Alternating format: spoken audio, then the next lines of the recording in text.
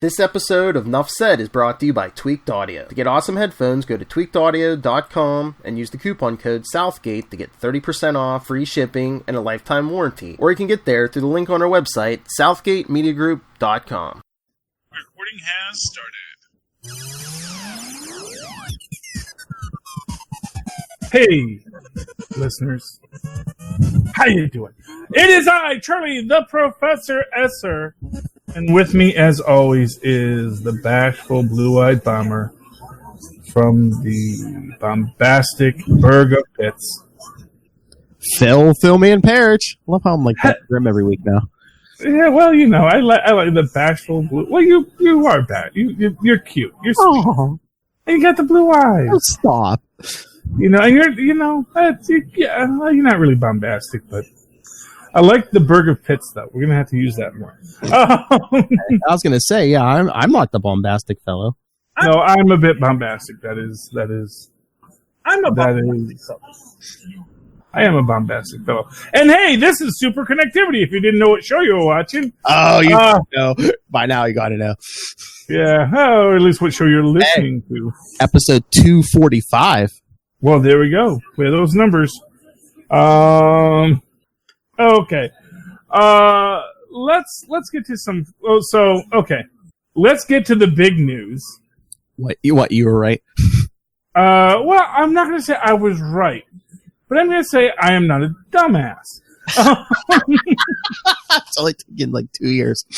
You know, look, hey, you know what? And this is what I'm going to say, because the original listing comes from the Marvel Universe Handbook from 1983. For those interested, Comic Drake does a great YouTube breakdown of what is called the Punch Dimension, which is essentially how Cyclops' powers work, which says in the 1983 official handbook to the Marvel Universe that Cyclops' eyes open a portal to another dimension of pure concussive force, and that is where his eye beams come from. Now, this is something they've gone a little bit back and forth on this, and they kind of split the difference. Like, now I think the official statement is his eyes do open a dimension of concussive force.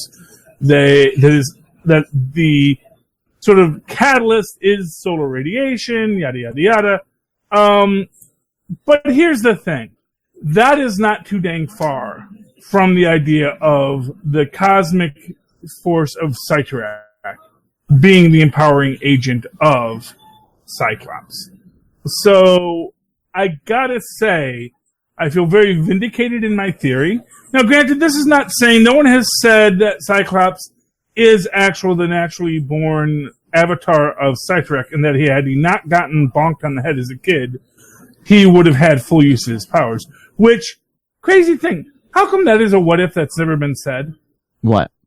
What if Cyclops didn't bunk his head as a kid? Because the whole story of Cyclops is he bangs his head as a kid, gets basically closed head trauma that damages the part of his brain that controls his mutant power. And it's like, if he had full control over his mutant power... Yeah, but I was going to say, I mean, would there be a lot of difference, except he wouldn't have to wear the glasses, maybe? Well, except maybe he could do different things with it. Like, maybe he could, like the Crimson Bands of Cytrak, bend the beams, make them do other things. I was going to say, he's not a trained control magician. Their intensity. That's the what if. What if Scott Summers was the Sorcerer Supreme? Well, there you go. I mean, I'm telling you, Cytrak is like the go-to demon that every magician uses in the Marvel Universe, because he's got an excessive amount of power, and because he is a force of chaos, he is happy to loan you his dimensional existence. And for a character like Cyclops, who is blasting stuff, blowing stuff up, that is exactly the kind of work that Cytrak, hires people for. And it would explain why Mr. Sinister is way, way interested in Cyclops. Among other reasons, yeah. Yeah. He's a cutie. I'm not going to deny it. Well, no, I was going to say, like, he was all obsessed with combining that Scott Summers and Jean Grey DNA. I mean, we see why Jean Grey. I mean, she was a host for the Phoenix and everything, but it's like, why is he so interested in a guy who just shoots beams out of his eyes? But doesn't that strike you as interesting that both of them theoretically have access to other dimensional powers? Mm-hmm. Well, If Cyclops, and like I said, and this isn't even going by Star Trek. This is just going by the punch dimension theory. And of course, as Cosmic Drake also points out, America Chavez, as she's punching through dimensions, winds up at one point in the crimson dimension of kinetic force. Which you could say, oh, well, that shows it's not Cyttorak's home dimension. But then, does it really say that? Because they don't know what dimension it is. It's just, it's a universe filled with excessive amounts of kinetic energy that's crimson, Okay, then here's a question. If you're right about Cyclops, does Havoc have any of that access? I mean, his energy charges look different, and they're from the hands, not the eyes, but... it's entirely possible that both Summers boys have some kind... this is the thing. And it's canon, their powers don't hurt. Like, if they shoot at each other, they can't hurt each other with their powers. Yeah, it's entirely possible that, yes, as an example, Havoc's power is white. Mm-hmm. So maybe he is using that dagger kind of light dimension energy, that maybe they're both have portal access to other dimensions, and how they utilize that is what we're seeing, I think you just spoiled a big plot point in House of X and Powers of X. Well, maybe, man. You know what? Look, Marvel listens to this show. Oh, yeah, of course. Hickman. Hickman is a lifelong listener, I'm sure. Hickman's writing on his pad right now. I know he is. Like, oh, great idea. Thanks, Charlie. I always say, these ideas are free. These are free to you. Actually, I was very happy. I'm a big fan of Yakko's hot dogs. And you mean that's a Philadelphia thing? It's not. Well, it's actually more of a Wilkes-Barre thing, but or Wilkes-Barre, I forget. But they have a very creepy mascot with delicious hot dogs, and they had posted a little thing because I followed them because it's a company I follow on Twitter or on and I said, scary mascot, delicious food, and they wrote back, new slogan. And I'd let them know, yours for free. It's because I want them to use that. It is a very scary mascot, but it is very delicious hot dogs. Not Spawn. Yeah. But anyway, if you ever get out to the Philly area, I'll take you and get some Yakko's hot dogs. Oh, I know where you and Mog are stopping on your road trip. You know what? I'd like to, but they're actually very hard to find. They're only like a few locations. Oh. And you got to know where they are. It's like, got to track them down. They have a website or anything? Yeah, they do. They do. That's, yeah. Yeah, you can track them down, but then you have to, plot them out. Like, now, yes, I could just drive to one now. If I was driving into Philly or that area, I could, map it out, and I could go to, one of the original ones. They have, mall stores now, but they actually, they are a few standalones that are, the really classic, Yakkos. But anyway. But all of my ideas, they go out there and they're public domain. I don't, I'd love it if someone says, oh yeah, actually, Charlie said we could use this. He's a great guy. Yeah, that's all I ever want is someone to say he's a great guy. And hey, that was a great idea. Yeah. And we've run with it. We've built on it. We've made it more than whatever he thought it was. But, that was a great inspiration. That's all I ask. No charge. Sometimes you got to do it for just the publicity. Anyway, getting back to the point. So, the idea that Cyclops is opening up these dimensional portals, and that's where his power is coming from. Which is not... This is kind of a go-to in the Marvel Universe, because you may remember there's the dimension of biomatter that Ant-Man draws his extra mass from. Yeah. But actually, one of the things I was going to say is that when we look at the Immortal Hulk, there is this idea that, there is this mystical component to the science in the Marvel Universe. That, yes, there's the gamma, but there's more to the gamma than just the radiation. Yes, you can define it as this radiation, but actually, there's something hidden within the radiation. That quality of magic lies within it. So as we're looking at these children of the atom, yeah, it's very easy to say, well, they have a genetic mutation and that gives them superpowers. But it's like, there has to be more to it than that. There has to be more to these characters, more to what they're doing than just shooting fireballs. You know? Well, that's what I've been theorizing, that this whole House of X and Powers of X thing is, they're like, oh, nothing's ever going to be the same. I'm just wondering if they're going to say there's some, I don't know if it can be a person or an entity. There's going to be something where it's like mutations aren't just the random thing that we've been told of since 1963. Well, I don't know if it's going to go that far. I mean, enough for nothing. They've been doing the story of, oh, the government's manipulating genes, and this is this, and you know, everyone's manipulating stuff, and or there was a catalyst that set it in motion originally. Yeah, something. I mean, I'm okay if they decide to go that route. I hope there's not some, and you know, it kind of, to me, it's like when they try to make. Well, they just hear people like you saying, "Oh, it's such a lazy origin. Oh, you're just born with these powers." You know. First off, I've never said it was a lazy origin. I've said that, and Stan Lee has said he just didn't want to have to think of a new reason for people to have powers. I enjoy it because it's fun to actually think about stuff beyond that, and it's also nice to imagine the idea that it's a random genetic quirk. Yeah. But the idea that it's a random genetic quirk doesn't deny its magical existence. Yeah. You know, and so for me, it's like, it's a magical quality of this universe. This is a magic, you know, this is the thing. The superhero universe is a magical universe. Oh, yeah. It is a universe in which, you know, it just like Peter says in Far From Home, it's like, oh, Thor used to be a myth, and now I study him in physics class. Well, it's all magic. So it's like the old... Because... Mm-hmm. I was going to say, it's all magic because it's like the old saying, you know, magic is just science we don't understand yet. Yeah, well, you know, well, exactly. It's like, and, you know, and science is just magic we don't understand yet.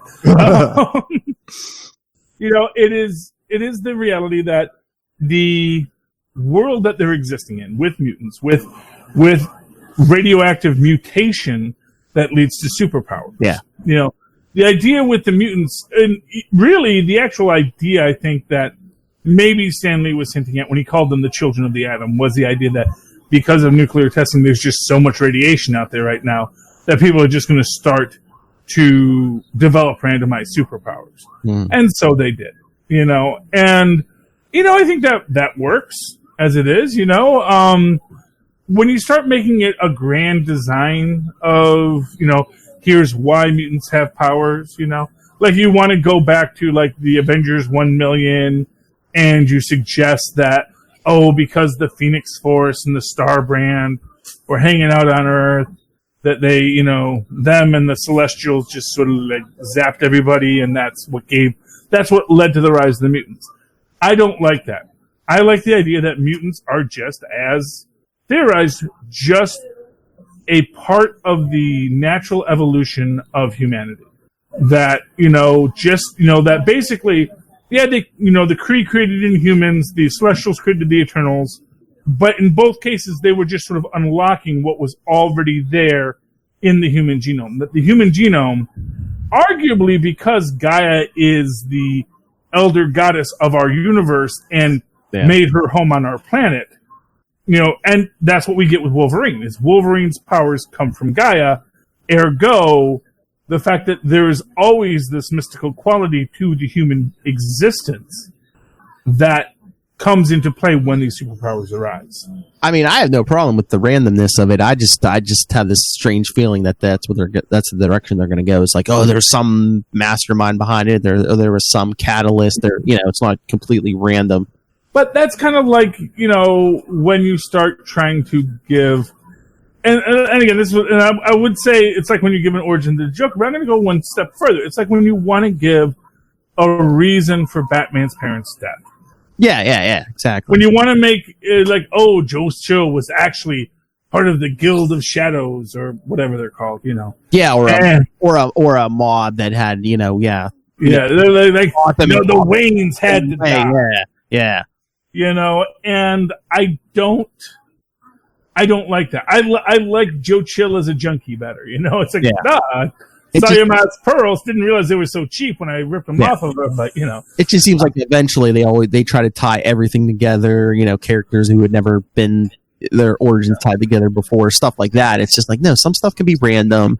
Some of these people could not. Maybe some of these people didn't meet until we saw them for the first. It's and I actually like that a bit better because I do feel that I feel that the proto heroic tale is Jason and the Argonauts. Mm-hmm. And, the two things that always stick to me most about the story of Jason and the Argonauts is that Jason getting blessed by Hera is such a random thing he never actually asked for. Mm-hmm. To start with, where it's like literally just Hera puts him to some randomized test of, are you a good person? And he's like, yeah, I guess.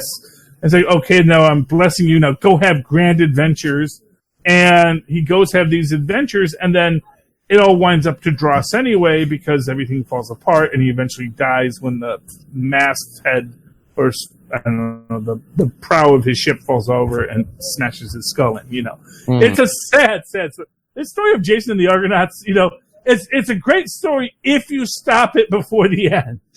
If you actually keep on watching, it actually goes way downhill. His bride gets turned into a Gorgon, and then she's all tormenting him because he's like, I don't really want to be married to a Gorgon. It's like, well, I'm only a Gorgon because I killed my whole family to be with you. It's like, you were a little obsessed, lady. I don't know, but yeah, just them trying to tie everything together now. It's like, this week that Captain America and Wolverine Weapon Plus thing came out, and I guess they're trying to tie Weapon X into the Super Soldier Serum and basically. Well, they've been doing that. In fact, they honestly, the whole Weapon X, first it's Weapon Plus, and now it's actually Weapon Times, and actually it was Weapon 10, or Weapon 10, Weapon 1, and now it's Weapon 10. It's 10. I think Grant Morrison originally came up with that. It's ridiculous, but you know what? It makes them happy. We'll have to see when we do the new official Marvel saga that's coming out. The history of the Marvel Universe, The history of the Marvel Universe. Yeah. So we'll have to see how they define everything. Yeah. Honestly, here's what I'll say. It's like, there were obviously efforts made to harness superhumanity by the U.S., by the Germans, by other allies. Because, of course, remember, before World War II, people talked, Yeah. Once we got over that whole World War I thing, that was a whole bear. People always, that's World War I. That was a crazy war. We were on the side of the guy who shot Franz Ferdinand. That's what you got to remember about World War I.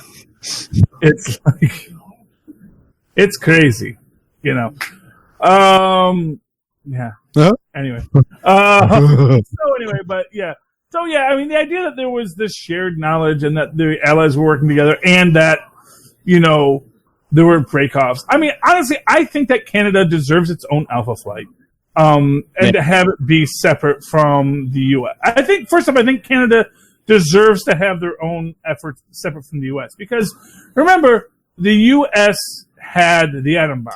Yeah, I think that would be, that's a more interesting story. It's like, okay, America's attempt at superhumans was the super soldier serum. Canada's attempt was the Weapon X project, and you could have projects going on in Europe and Asia over the years. And now, what I think there's a great story to tell there in the idea that, but make them all after World War II, when the U.S. had the atom bomb, they said, you know what, we really don't need super soldiers anymore. They're costly. And you can't control a super soldier, as we saw with William Burnside, Or you go the other way and you'd be like, okay, the technology for the atom bomb is out there. We may need superhumans to, Well, no. Someone else developing it. Well, because here's the thing. Canada doesn't have nuclear weapons. No. But Canada has weaponized superhumans. Exactly. The U.S. doesn't actually have weaponized superhumans, generally speaking.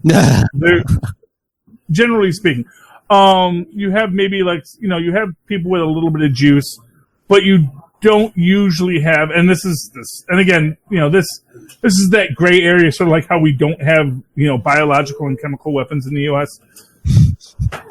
Sure. We have it, but it's not our main arsenal. Canada's main arsenal is Alpha Flight, and the other flights. That Canada is a superhuman defensive force is how they've positioned themselves in the Marvel Universe. That rather than building nukes, which are honestly not the best weapons because they actually do too much damage. Oh, yeah. You can't do anything strategic with a nuclear weapon. And so I like that. I like that idea within the Marvel Universe that's Canada's its investment in Alpha Flight, in their other flights, because they do also have a Beta Flight and a Gamma Flight and all that kind of stuff. Probably a Delta Flight, But you want to tie it together. And I can see it being tied together in the 40s. I think that there has to be that break where the Allies, first off, because after the 40s, Allies stopped sharing information a lot more. Oh, yeah. Because now it was like, no. Oh, there's the story. Maybe even a what if. It's like maybe America gets paranoid after Captain America disappears, and they're just like, wait, was there like a worldwide plot to like get rid of our super soldier? Or...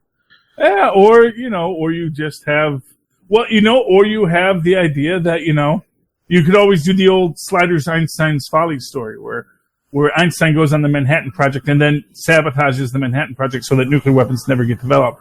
And so every country starts developing superhumans as their super weapons. That would be interesting. Like, what if super weapon and superhuman weapons were the thing? And what does that lead to? Does it lead to fascism? Does it lead to a world where everyone is super and so no one is super?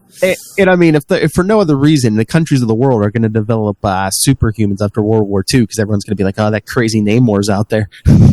Well, yeah, he is crazy. But only because Charles Xavier made him so. Yes, and the pressure under the sea and above the sea makes them lose.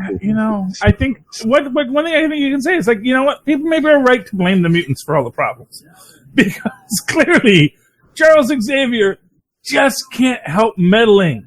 He's just going inside everyone's brain. That's a supervillain power. We've said this many times. On a lighter note, I do want to talk about this very interesting thing that is actually from season 1 of DuckTales, of the new season of DuckTales, which is I believe it's from the Secret Case Files of Agent 22, in which we find out that Mrs. Beaksley was in like a 1970s super spy who teamed up with Scrooge McDuck in sort of an Avengers and Mrs. Beale kind of thing. A lot of fun. It's a good episode. But the most interesting thing about this is it is strongly implied that gummy bears existed in this universe. And what's interesting about that, and actually it's kind of interesting because you actually look at the drawings. First off, the gummy bears look very kind of scary and demonic, but it also looks like the wise men of Dunhill are actually the trolls that were kind of, because they were always trying to steal the secret of gummy berry juice. This is what's weird to me, okay? Because this is some Pixar theory level stuff going on in this. The gummy bears existed in a world of humans, trolls, and anthropomorphic gummy bears. DuckTales exists in a world of anthropomorphic animals. No humans. No gummy bears. And few, if any, trolls. Multiverse. Well, no, but here's the thing. Here's the weird thing. So, gummy berry juice has different effects on different beings. Yeah. If you were a human and you took gummy berry juice, it gave you super strength and invulnerability, which is why the Duke is always trying to get the gummy berry formula. If you're a gummy bear, it just gives you that super bouncing ability. Yeah, speedball. If you're a duck or a duck being and you take the gummy berry juice, you get both powers. Oh! Because they show that they have the super strength and then they start bouncing, Oh. And they say, yes, my super soldiers will be bouncing here and there and everywhere. Mass destruction that's beyond compare. They do a lot of references to the gummy bears. Aren't we bringing back Darkwing Duck? That would be great. Well, they already introduced Negaduck into the Darkwing Duck universe. Honestly, these are the things that get me so excited for Disney Plus. to be honest with you, it's like WandaVision, great. I'm actually looking forward to WandaVision. That I would actually say is probably my most anticipated new idea they're going to put on this is WandaVision. Mm-hmm. The Captain America and Bucky show, it's going to be fun. But I don't know what they're going to do with it yet. Mm-hmm. Whatever they're going to do with Clint Barton and, Hawkeye and Lady Hawkeye, we'll see what that is going to be. But I am mostly intrigued by the stuff they haven't announced yet. Mm. And it gets me wondering, are we going to get a Gummy Bears reboot? Are we going to get a Tailspin reboot? Because not for nothing, we see references to Cape Suzette in the new DuckTales reboot. And I don't know if they ever actually canonically crossed over in the old 90s shows. But they're definitely leaning on that in the current series. And so if we might get a rebooted Gummy Bears, because obviously someone loves Gummy Bears at Disney. Someone says, this is a property we own. How can we bring this back? Yeah, and of course, I was going to say the accounting department. Well, not for nothing. Hey, there's nobody more creative than an accountant, Philip. Let me tell you that. Accounting is the magical field. It's like Tahiti. But yeah, the Gummy Bears crossover with the current DuckTales is, to me, either a completely meaningless throwaway that they put in there for fan service, or it's the start of something really huge that's going to be revealed as we go forward. We don't know yet.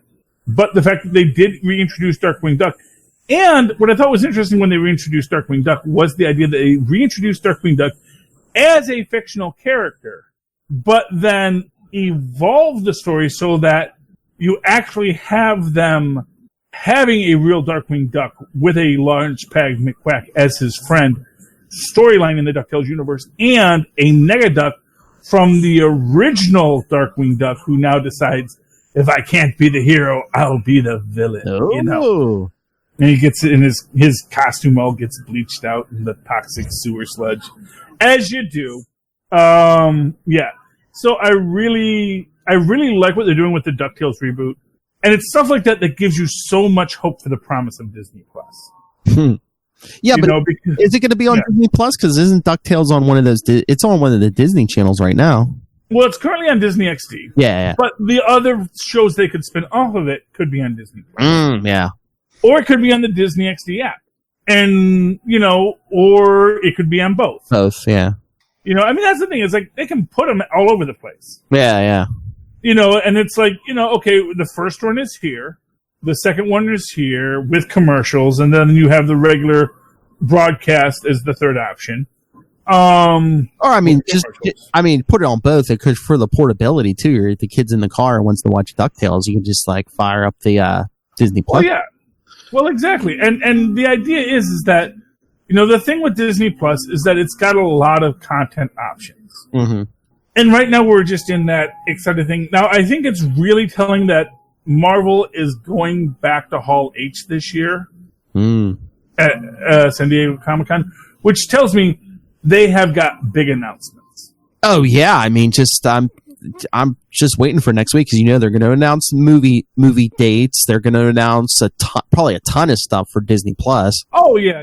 Well, that's the thing, and I think that was this thing. Like Disney was saying, we're only going to do Disney 23 going forward because this is, and for what it's worth, that was their place to be, and that was their thing. And I don't necessarily fault them for it.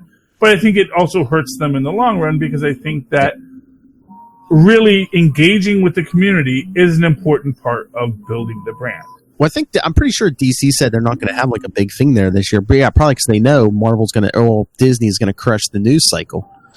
Well, of course, Disney's going to crush the news cycle because, not for nothing, AOL just staggered out with HBO Max this week. Yeah. They're very much behind the curve, and really, they will probably do at New York Comic Con. They're probably going to do a big buyout Or maybe at C2E2, because I think it goes San Diego, New York, then C2E2. I think that's... Oh, yeah. Yeah, I think, because they usually give each other a lot of space in that. But they're going to give it that space, and then they're going to do their big launch of what what HBO Max is going to be. Yeah. Because they don't... And I think, not for nothing, I think that Disney will respect that space. AOL respects the space.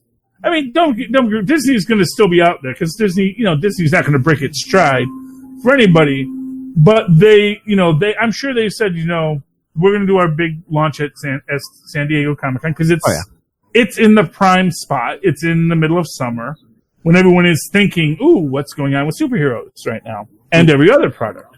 But yeah, I mean, that's definitely where it's going. And I think there's the real possibility that Disney Plus is going to have a lot of things. I am so hoping for more Dungeons and Dragons based on the original Dungeons and Dragons cartoon, which is the only Dungeons and Dragons fiction I accept. And I'm sorry. It's like, oh, we're just going to be in the Dungeons and Dragons universe where we're fighting orcs and we're just some random murder hobos. And it's like, that, it's great because, yes, I know murder hobos is a thing for D&D and everyone wants to be a murder hobo. But I think what makes it a sellable story is the story of Hank and Eric and Presto and Bobby and Sheila and and I'm forgetting the other one's name. I'm not even sure which one is Sheila and which one is Sheila was the redhead, and was it Diana was the acrobat? I'm going to go along with that for right now. But yeah, it's the whole group being together as people that are trying to get through this universe and being that person for the universe. I'm excited about it. I'm going to see where it goes. We're going to see what grows out of course, Spider-Man Homecoming. Or, sorry, Spider-Man Far From Home. It seems weird that Far From Home is after Homecoming, but, Spider-Man Spring Spring. No, it's going to be Home in the title. Oh, does that have to be Home? Okay. Spider-Man Home Base. Oh, now, spoilers, now that he's been outed, is the next one going to be Spider-Man No More Home? Or No Home? Spider-Man Home from the Holidays. I don't know. I mean, but, I think, first off, I am not yet convinced that Nick Fury isn't in Tahiti when we see him. Yeah, maybe. That he's being manipulated by the Skrulls. And here's the thing. It's like they could be utilizing Nick Fury's brain to sort of convince him he's on vacation, convince him that, oh, we're your friends. I'm Talos the Skrull and I'm your friend. Oh, what if they're playing the long con? What if they do have a sinister motive? Well, they do. I know. That's the thing. It's like, they played him as the good guys in Captain Marvel, and it looks like here they're working with Fury, but can you imagine that? Oh. Well, that's the thing. They don't play them as good guys in Captain Marvel. Talos as much says, I have a lot of blood on my hands. Yeah, but I thought it was more like, it's a war. We were defending ourselves, but it was a war. Well, yeah, it was a war. It is a war. And it's, it's like you say, it's Nazis versus, it's Hitler versus Stalin. Yeah, I just thought they were playing them as like the victims, Well, they were victims. Just because they're victims doesn't mean they can't turn around and be evil. Well, maybe they're just like, the Kree destroyed our world, so we're going to take Earth. Well, because I just wonder. Not for nothing, Philip. That's basically the entire argument of the Nazis after the Treaty of Versailles in World War I. Exactly. Is that the world came after us, all we did was defend ourselves against a terrorist attack, and then all of a sudden all the world came and just stomped on us when we were the guys who were the victims of the terrorist attack with the killing of Franz Ferdinand, and suddenly we're the bad guys. We're getting crushed. And then we get all of our land taken from us, and we're all this, and that's what led to the rise of the Nazis. Honestly, you do that heel turn with the Skrulls after that Captain Marvel, where you get, oh, well, the Kree are obviously fascist monsters. Like, yeah, but that doesn't mean the Skrulls are nice guys. I mean, and I think in Spider-Man, they kind of, I mean, you could say they were trying to play Talos as like, he didn't know all of Fury's secrets, but they kind of played him as a little bit bumbling. I just wonder if that's going to be like, that was an act, mate. You don't think I was that stupid, do you?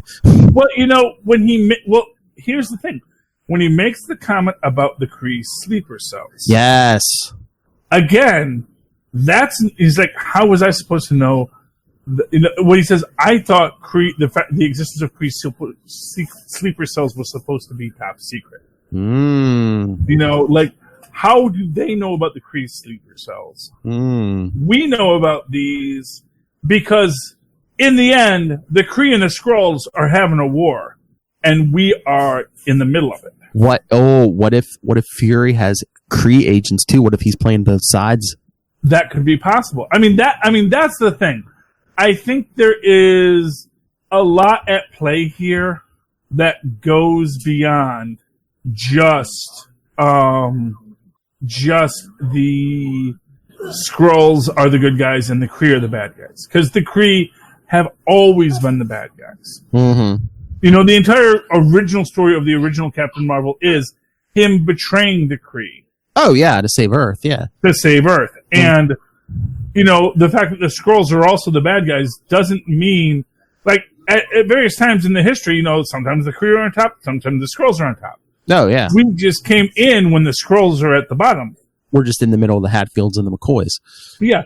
But again, it's like, oh, it's the Skrulls because they're the Germans after the Treaty of Versailles, and now, oh, well, look at those plucky Skrulls rising up from the ashes, and then, oh, Skrulls, what are you doing? No, don't rise that far up from the ashes. That's what I'm saying. It just seems to me they're playing the Skrulls like the total victim is like, oh, the evil Kree have been swapping us under a boot heel. It's like, no, they're the same. It's just exactly they are the same. They're just because you suffered just because you suffered.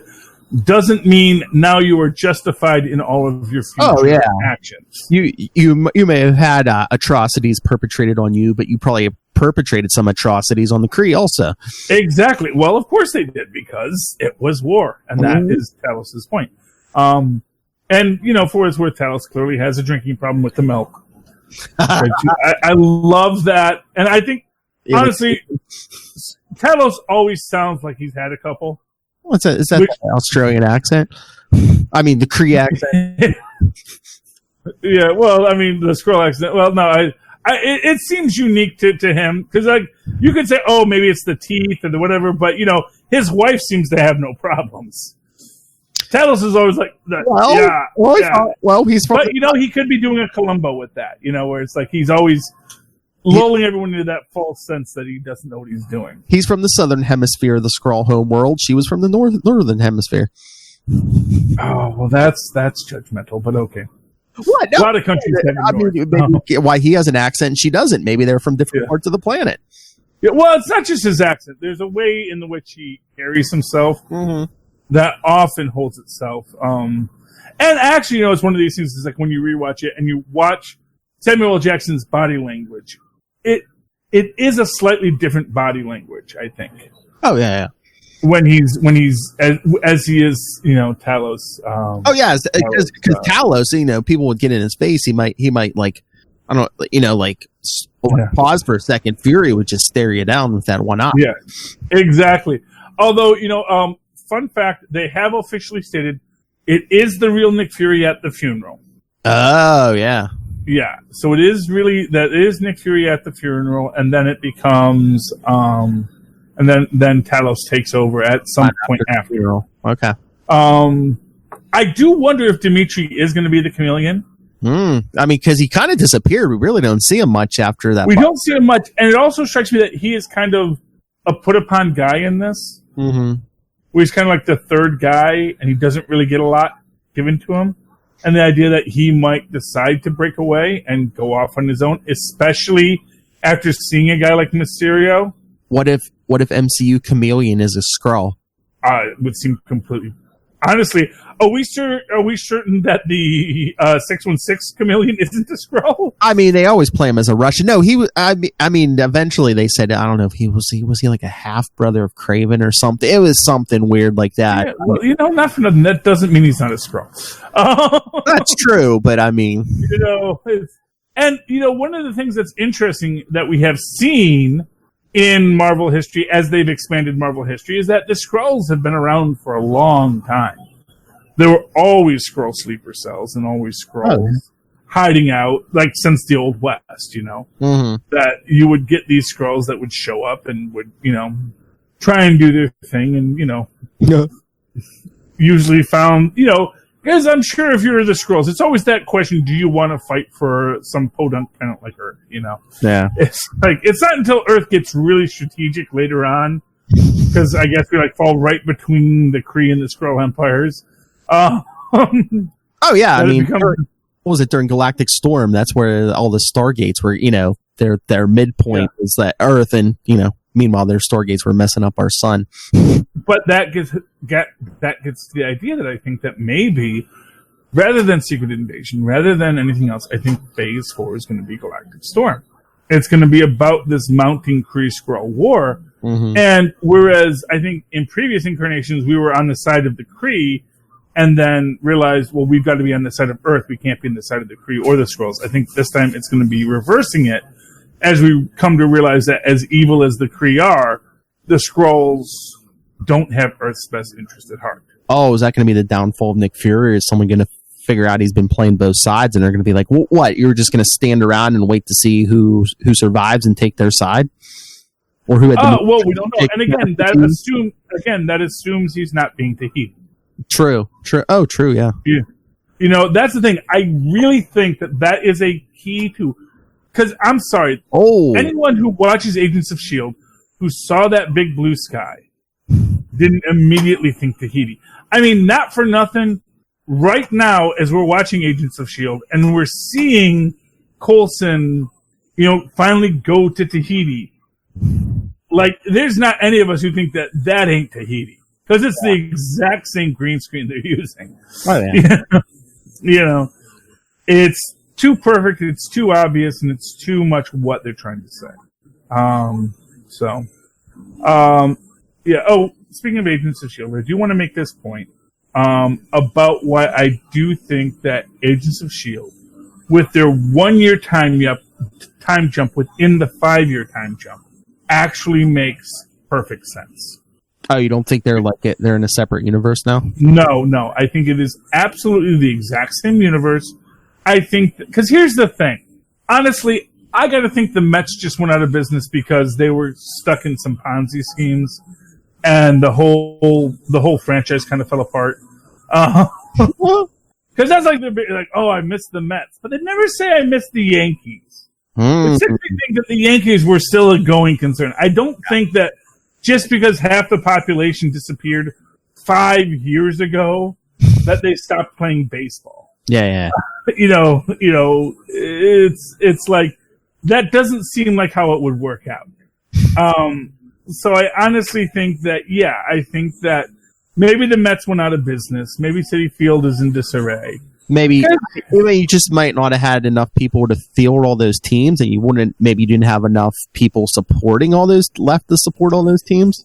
There were still 4 billion people on the planet, though. Yeah, not all in America, though. Yes, there were still about 200 million people on the planet in America at that time. If you do that even split. They're not all, but now, they're not all going to every team's baseball games, though. No, but... within 5 years, you don't think that there were some other great ball players that came up? Maybe not everyone's a Babe Ruth, but I'm sure but maybe not as many. Not as many, and they'd get paid a little less, I mean, that's the thing. I think financial mismanagement is what destroyed that too, and that's what I'm saying. And then you're having the number of fans that are coming to the games, too. Yeah, and so in that case, like I said, it makes sense that it makes sense the Mets, the less popular team, exactly, would get cut against the Yankees. Yeah. But it's like, you can't have two teams, New York. What do you think? You're so fancy, you get two teams. No, you get one. There was only enough money for one team. Yeah. But still, that's pretty impressive. Yeah. And the idea that, there's a lot of stuff that got screwed up, but the fact of the matter is that there's still a lot of people, everyone's still moving forward, and a year later, no one's even going to mention it. Yeah, but, okay, here's my thing with, like, don't you think S.H.I.E.L.D. has to be in another timeline? Because, like, once, half the population disappears and, like, all of your Spider-Mans and Black Panthers disappeared, why wouldn't Mac take that team directly to Steve and be like, Captain Rogers, my team is at your service. First off, you have to remember, S.H.I.E.L.D. is still super clandestine. Yeah, but can you afford to be at this point? Well, you know what? Can you afford to align yourself with the people that got it snapped in the first place? Remember, Mac is the guy who doesn't trust these superheroes. Yeah. I'm not saying you have to trust him completely, but it's like... don't you think they trust Captain America? I don't know. That's the scene we needed before Coulson died in his last days, him going to see Steve. Yeah, maybe, but Steve. Well, at that time, Steve's on the run. Steve's actually a war criminal. No, after the snap. Well, that assumes. Oh, that's right. Coulson. That could. Well, I mean, Coulson. He was still. I mean, last season's finale was around the snap time. So I mean, it was around the snap time, but we don't know. And Coulson. We know that. So, and this is where like time gets a little fudgy. Yeah. We know that they separate at that point. We see Deke wandering off. Yeah. We know, and for what it's worth, Coulson is dying. Yeah, that's what I'm saying. Assuming Coulson is dying and not going to Tahiti again. Yeah, that's another thing I was going to say. We've never seen, the original Coulson's body yet. Yeah, and not for nothing, there is nothing that says that maybe he doesn't have a reset like the Immortal Hulk or like so many other characters that, yes, he's dying for now. Yeah, we haven't seen a grave. We haven't seen... They haven't said where he's buried, have they? They have not. And I think that they're being... Odd to you that we haven't seen a gravestone. We have... I mean, even that could be fake, but it's like we haven't seen anything. Yeah. May hasn't said I think they're being intentionally cagey about it because I think they want... First off, and as I always say, I don't think they keep these guys as much in the dark as they think. Yeah. I hope Coulson's alive. Oh, I want a Coulson versus Sarge fight. Assuming Coulson isn't Sarge.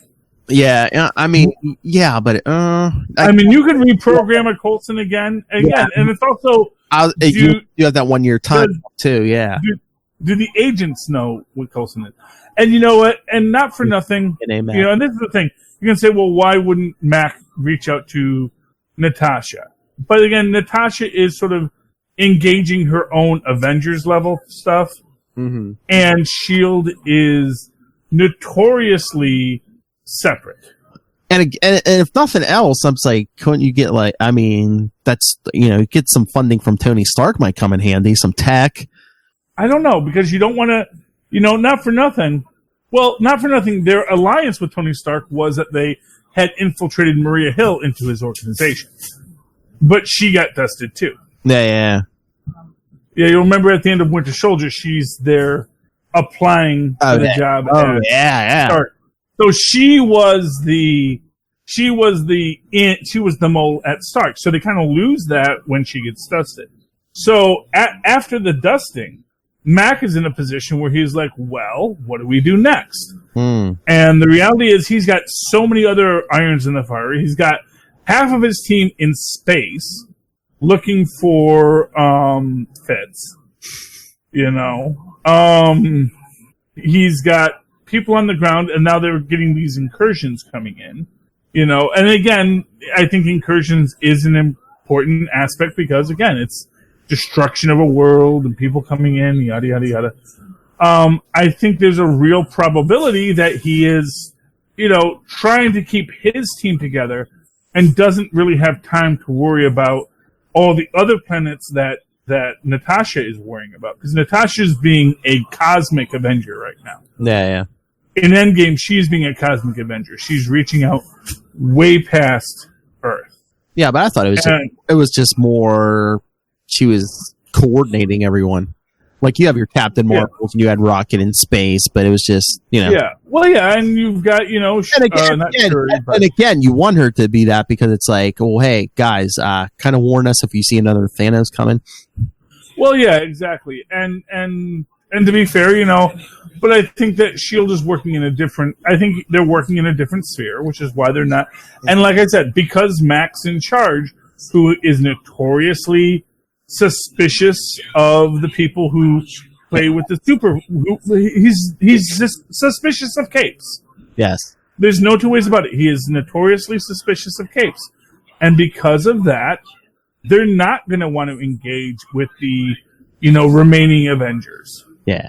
Mac doesn't have the fanboy lust of Captain America that Coulson does. Maybe Coulson did speak to Captain America before he died. Maybe that's going to be a later scene that we get to see, Yeah. Where Chris Evans comes in and he sits down with Coulson and they have a little talk. No, watch. I'll just show him on the phone and they'll show like Coulson's end of the conversation or something. No, I know. You never know. Yeah, Chris Evans is a sport. Oh, yeah. You don't have him come in with his shirt off. He'll sit there in a jacket. Oh, Chris Evans will do it. I just wonder if Disney's like, no, we don't want to pay him that money for that. But again, I don't think you get paid the same for cameos.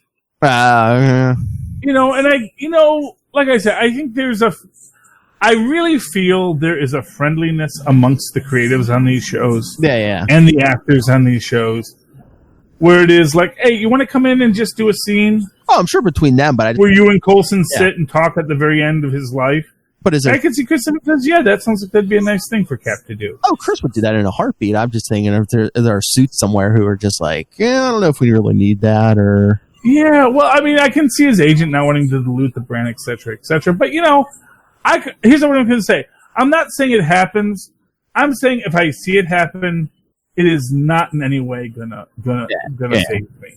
Yeah, no. I mean, that's the thing. It's like I don't worry about that.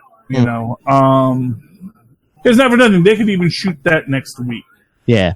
Flip it in this week. So it's not even like, it was a spoiler for this or that or the other. It's like, no, it's like, okay, could you guys come down, or hey, can you stand in front of a blue screen for a funeral scene, or another wedding, as they said, so it is what it is. I'm excited about it, but I do think that Agents of S.H.I.E.L.D. has handled it well, even though people think they haven't because people want them to be more obsessed with it. But I got to feel like it was a tragedy that happened a year ago, and these are professionals in this universe. They're not going to be constantly talking about the snap, especially because for the most part, these people didn't have family to lose. It's not like half their family got snapped away because they didn't have anyone. And the people in S.H.I.E.L.D. are all like people that were kind of always loners to start with. Mm-hmm. So it's like, hey, all the people I'm looking for here, they kind of won the lottery, as it turns out. Yeah. So anyway, you want to talk a couple of comics before we get out of here, Phil? Yes. Okay, yes. And I'm boring Phil. He's tired. Invisible Woman, #1, because you demanded it. This is a fun book. We get this little, and again, I love sliding time with these characters because we get Sue being her super spy, and this is like when she first learned to turn herself invisible and turn other things invisible and to manipulate force fields. Because, they have this whole thing with her partner, and then when they actually show her being Sue Storm at the end, it's like the very original style, kind of baggy fit.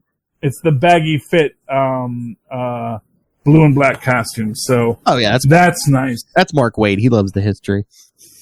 Yes, but when we get to the whole next thing, she just, she gives her basic origin, but then we find out that her partner Aiden, has been captured by, random, middle European sounding name country.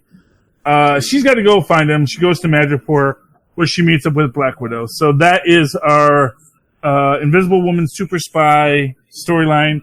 I really enjoyed it. For #1, it was very good. I will definitely pick up number 2, and there's only a few of them, but I may even get the last couple on the pull list. Nice. Do you have another one you want to talk about? I'll kind of do War of the Realms Omega and Thor concurrently because it's pretty close. But like I was telling you before, War of the Realms Omega basically sets up all those new series they have coming out, like Jane Foster. Mm-hmm. Now she has, remember she was carrying War Thor, the Ultimate Universe's Thor's hammer, and it kind of shattered. Now I don't know. She kind of wears it like a bracelet, but it can almost like it's changed shape and it's giving her these powers. So she's like, well, no, I shouldn't say. Oh, so she's not using Dragon Fang. No. She, I guess once the Warhammer shattered, now it can like take different shapes and stuff. And she's like, we just assumed it was a hammer. Maybe it just was the form of a hammer because that's what that Thor wanted it to be. But yeah, that's interesting. Oh yeah, and then she sees the ghost of Valkyrie, and basically gets the thumbs up to be the new Valkyrie and stuff. Okay, well that's nice. That's nice of that Valkyrie. Yeah, and then they have a Loki story because next week Loki #1. Ooh, cool. Yeah, because next week's a good week for you, Charlie. So it's Loki #1, Superior Spider-Man's out, and then that Punisher annual, that Axe the Evil one, is out. Oh, okay. Yeah, but no. So yeah, they show Loki's the king of the Frost Giants now since he killed Laufey. Oh, cool. Mm-hmm. He just can't wait to be king. And he's basically like, I'm the good guy now, right? Yeah. As good as gods get. That's the thing. It's like, those pantheistic gods, they tend to be, they don't get that high enlightenment qualities. Mm-hmm. Even Athena isn't like high enlightenment. She's kind of just, lawful evil, Yeah. It's Loki. Yeah, well, Loki. Well, he's actually kind of, chaotic evil. I know. Yeah, and then the last story is Frank Castle all gearing up to go after that Frost Giant, who killed that guy's family. Because he even tells the guy, he's like, I'm coming to tell you, I'm going to hunt it down. He's like, I just came to tell you in case, I don't make it back. But he's like, no matter what, whether I make it back or not, I'm going to kill that Frost Giant for you. And the guy even, I guess the guy's been taken in orphans because he shows the Punisher like this van full of orphans. He's just like, yeah, all these kids lost their parents during the whole thing and stuff. So the Punisher's like, oh yeah, don't worry, that thing's dead. Yeah. Okay. I mean, honestly, as contrived of a concept as it is for the Punisher, I'll go along with it. I know. Well, they had him like walking around New York cleaning up messes. Like there was like, what's that, like one of those like demon dogs or something? He blows the head off one of those and stuff. Because there's people in the streets that are like, we're hungry, we haven't anything to eat, and he like blows the head off one of those like demon dogs. He's like, there you go. He's like, cook it. Yeah. Yeah. I don't know what they're doing with the Punisher. I had some. Well, they never know what to do with the Punisher. That's why he got to be a Frankencastle and a Spirit of Vengeance, and why he's Cosmic Ghost Rider now. Yeah, but it's like, and he still has his own regular book, but they're doing this Punisher kill crew where he's going after, like, yeah. I mean, and it's fine, honestly, for me, I kind of feel like John Barenthal is kind of my Punisher now, and it's like, I have had, I don't know if Punisher works on a pan-dimensional level. I'm not saying he can't. It's just like every couple of years they seem like they feel like they have to give him a gimmick or Well, because it's this feeling. Well, we have to keep him relevant in this superhero universe. Kind of like how now apparently Conan has a symbiote. So is it really necessary? Well, I guess kind of it is if he's in the universe that we're kind of putting him in, but I mean, why can't they just do like the 90s? Have the Punisher going around, do what he does best, just like blowing away, these no-name criminals we know nothing about, and and then everyone in the Marvel universe, just every so often, Spider-Man or someone swings by and says, "Don't do that." Yeah, but the problem is then that story gets old, and it goes to that.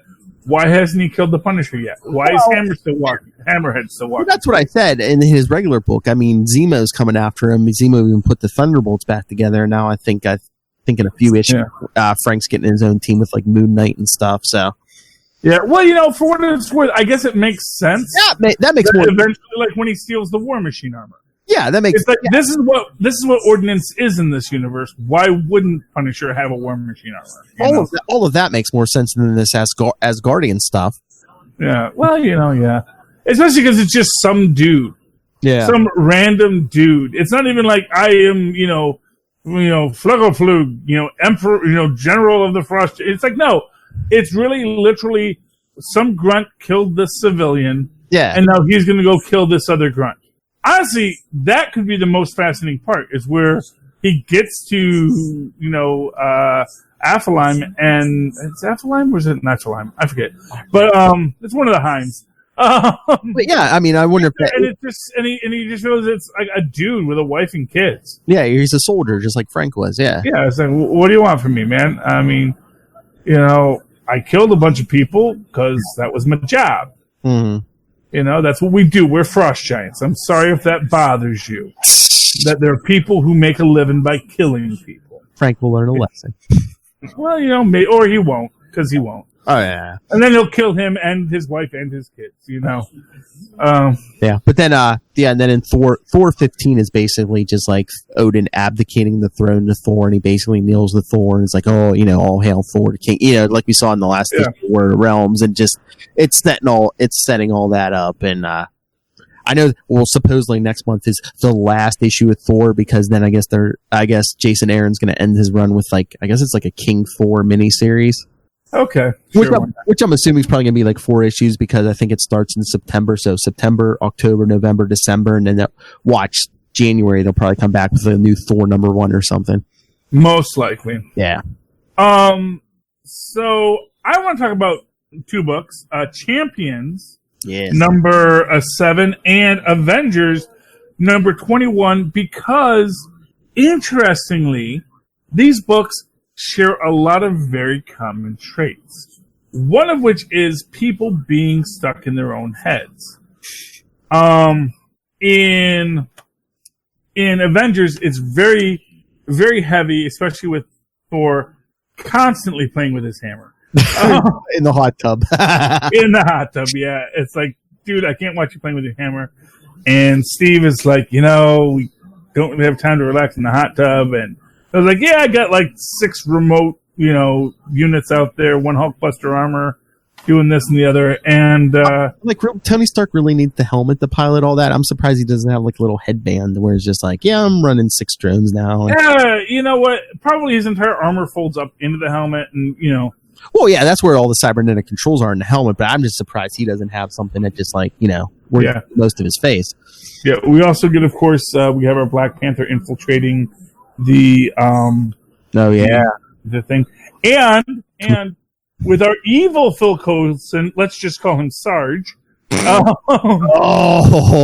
his Squadron Supreme of America. Yeah, it is very interesting, but this is the thing that I think is the most interesting aspect, which is our She-Hulk. Yes, where we're seeing her thought bubbles. Are Jen Walters. And she's talking like normal Jen Walters, but when she opens her mouth, it sounds like, Hulk smash. Yeah, exactly. And what we're getting is all of this self-doubt and, people not certain. Steve Rogers is worrying about there's a new star brand, but it's an evil star brand, yada, yada, yada. And, little Robbie Reyes, he's like, I'm afraid of the devil within me. But we're all struggling. And it's like one of these things where it's like, on one hand, it's uplifting in the idea that everyone has problems and we're all still working through them. We're all trying to be heroes. Yes. But at the same time, you have Thor saying, wait, what was that? Am I not worthy again? Should I try to lift the hammer again? And again, like I said, the She-Hulk, having rational thoughts, but not being able to articulate them because she's sort of stuck in between these worlds. Yes. And then, of course, Black Panther just totally Batmaning it up. It's like, no, keep on running all the other simulations. I need all the reports. Yes. And then, as all of the Avengers are wallowing in their own mires of mind, who is hanging out in fabulous Las Vegas, Nevada? Mephisto, what will I do next? And meanwhile, what will he do next? Well, what did he do first? He was going on the second generation too. No. He has already been manipulating our good heroes of the champions. And we get to see as Captain Marvel can't handle what she's having to deal with. We see that Viv is also dealing with a ghost program. Which, not for nothing, reminds me so much of when Loki would turn himself into Norman Osborn's like goblin self to whisper in his ear during the siege. And it is about, and that's just that. And so that's just our reference to Loki at the start of this book. We then get into everything that Alexander and this chick are going into. They're doing. And honestly, I don't feel any sexual chemistry between these two. I mean, there's parts of it that maybe make you think that, because there's like this whole thing about where he's saying, "Stop pressing yourself against me in the cabin." He's like, "I'm not pressing myself against you. This is just a one-person vehicle. There really isn't supposed to be room for two, but I need you so that I can get my honor back." Yada yada yada. Just awkward teenagers. Yeah, they're all awkward. But as you pointed out to me, we get Adsit in this, and Adsit apparently has been in the Nova Corps for a while. And, they're trying to get the black Nova helmet back, but that was stolen in Amazing Spider-Man number 8. And the girl threatens to kill Adsit. She had given Alexander a gun. He shoots, but it's unloaded. And she said, "Well, I'm just glad you can kill in some situation." She does shoot Adsit, but we don't know if she shot him at a lower level, if he had a anti-ion pulse, vest on. But anyway, that's where we're at. Maybe he only shoots blanks when he's holding it or something, Charlie. But, here's what I'll say. Next, because they're going back to Earth, because apparently the helmet's on Earth, and we have this image of, next episode, he's back in the costume. But then again, in this episode, it shows like he's almost going to get the costume, but no, it's actually, miles away. So, take cover art for what it's worth. Yes. Anything else to talk about tonight, Philip? No, I think that's it. We hit a lot. We hit a lot. Look for upcoming blog posts, kids, because I've got some, and there's some more details coming in that.